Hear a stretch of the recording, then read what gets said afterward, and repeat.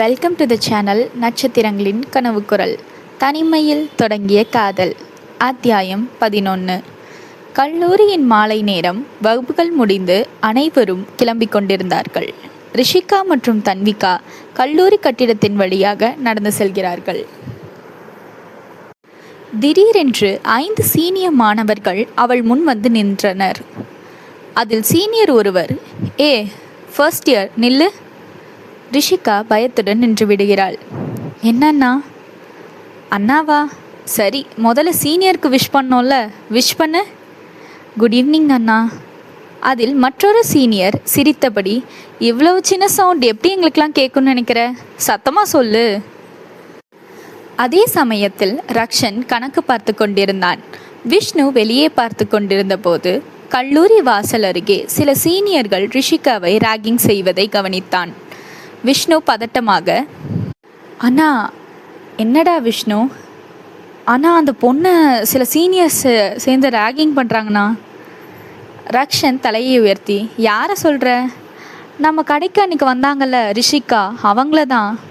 ரக்ஷன் உடனே வெளியே எட்டி பார்த்தான். தூரத்தில் ரிஷிகா சங்கடத்துடன் நிற்பதும் சீனியர்கள் அவளை சுற்றி நிற்பதும் தெரிந்தது. இங்கே இரு, நான் போயிட்டு வரேன் என்று சொல்லிவிட்டு கடையை விட்டு வேகமாக கல்லூரி வாசலை நோக்கி செல்கிறான். ரிஷிகாவை சுற்றி சில சீனியர்கள் நின்று ராகிங் செய்து கொண்டிருந்தார்கள். ரக்ஷன் உறுதியான குரலில், டேய், என்ன பண்ணிட்டு இருக்கீங்க? அந்த குரலை கேட்டு எல்லோரும் திரும்பி பார்க்கிறார்கள். அதில் ஒரு சீனியர், அண்ணா, சும்மா ஃபன் பண்ணிட்டு இருந்தோண்ணா. என்ன ஃபன்னா? நீங்கள் பண்ணுறத பார்த்தா ஃபன் மாதிரி தெரியலையே. ஆனால் ராகிங்லாம் இல்லை, சும்மா பேசிட்டு தான் இருந்தோம். ரக்ஷன் கொஞ்சம் கடுமையான குரலில், பேசிகிட்டு இருக்கிறதுக்கும் ஒருத்தரை ஹர்ட் பண்ணுறதுக்கும் நிறைய வித்தியாசம் இருக்குது. அந்த சீனியர்கள் ஒருவரை ஒருவர் பார்த்து கொண்டு எதுவும் பேசாமல் அங்கிருந்து சென்றனர். அவர்கள் சென்ற பிறகுதான் ரிஷிகா நிம்மதியாக மூச்சு வாங்கினாள். அதே நேரத்தில் கல்லூரி கட்டிடத்தின் அருகில் இருந்து அர்ஜுன் இதையெல்லாம் பார்த்து கொண்டிருந்தான். அர்ஜுன் முகம் கோபத்தாலும் ஏமாற்றத்தாலும் மாறுகிறது.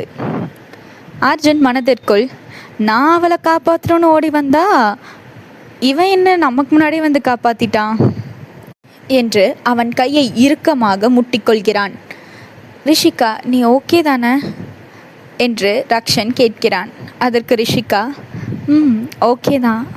ரக்ஷன் கடிகாரத்தை பார்க்கிறான். நேரம் ரொம்ப ஆயிடுச்சு. இந்த நேரத்தில் நீ தனியாக வீட்டுக்கு போகிறது சேஃப் கிடையாது. இல்லை, நான் பஸ்ஸில் போயிடுவேன். இந்த நேரத்தில் பஸ் வரவும் லேட் ஆகும். அது வரைக்கும் நீ தனியாக நிற்க வேண்டாம். ரிஷிகா அமைதியாக நிற்கிறாள். ரக்ஷன் அக்கறையுடன், வா, நான் உன்னை வீட்டில் ட்ராப் பண்ணிடுறேன். இல்லை, உங்களுக்கு எதுக்கு சிரமம்? ரக்ஷன் புன்னகையுடன், சிரமம்லாம் எதுவும் இல்லை, நீ பாதுகாப்பாக வீட்டுக்கு போனாலும் யோசித்து விட்டு, சரி போகலாம். ரக்ஷன் தனது பைக்கை எடுக்கச் செல்கிறான். அந்த நேரத்தில் தூரத்தில் இருந்து அர்ஜுன் ரிஷிகா ரக்ஷனுடன் செல்ல சம்மதத்தை பார்த்து கோபமாக நிற்கிறான். ரக்ஷன் பைக்கை ஓட்டிக்கொண்டு செல்கிறான். ரிஷிகா அமைதியாக பின்னால் அமர்ந்தாள். இருவரும் எதுவும் பேசவில்லை. சில நிமிடங்கள் கழித்து வானம் மேகமூட்டமாக மாறுகிறது. சிறு சிறு மழை துளிகள் விழ ஆரம்பித்தன. ரிஷிகா, மழை வர மாதிரி இருக்கு. ரக்ஷன் வானத்தை ஒரு முறை பார்த்துவிட்டு புன்னகையுடன், ஆமாம், லேசாக தூரம் மாதிரி இருக்கு.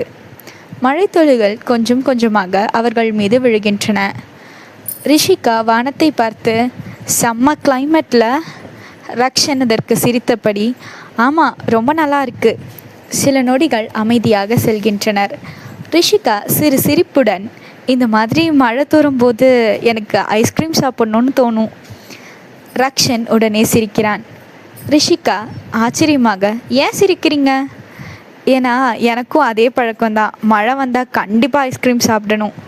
ரிஷிகா சிரித்தபடி, அப்படியா? நான் தான் எப்படின்னு நினச்சேன்.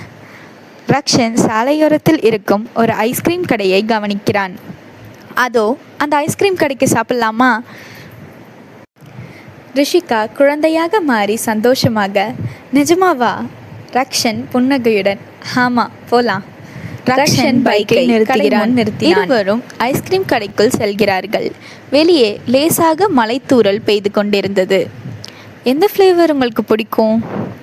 ரிஷிகா யோசித்தபடி சாக்லேட், ஓ அப்படியா, எனக்கும் அதுதான் பிடிக்கும் என்று சொல்லிவிட்டு இருவரும் சாக்லேட் ஐஸ்கிரீம் வாங்குகிறார்கள். கடையின் முன் நின்றபடி மழைத்தூறலை ரசித்து கொண்டு ஐஸ்கிரீம் சாப்பிட ஆரம்பித்தனர். லேசாக பெய்து கொண்டிருந்த தூறல் திடீரென்று அதிகமாகிறது. ஜோ என பெரும் சத்தத்துடன் கனமழை கொட்டத் தொடங்கியது. ரிஷிகா கையை நீட்டி மழை துளிகளை ரசித்தாள். ரிஷிகா சந்தோஷமாக, வாவ் செம்ம மழைல. ரக்ஷன் அவளை பார்த்து சிரித்தான். இப்போதான் தூர்ன மாதிரி இருந்துச்சு, ஆனால் திடீர்னு செம்ம மழை கொட்டுதில்ல.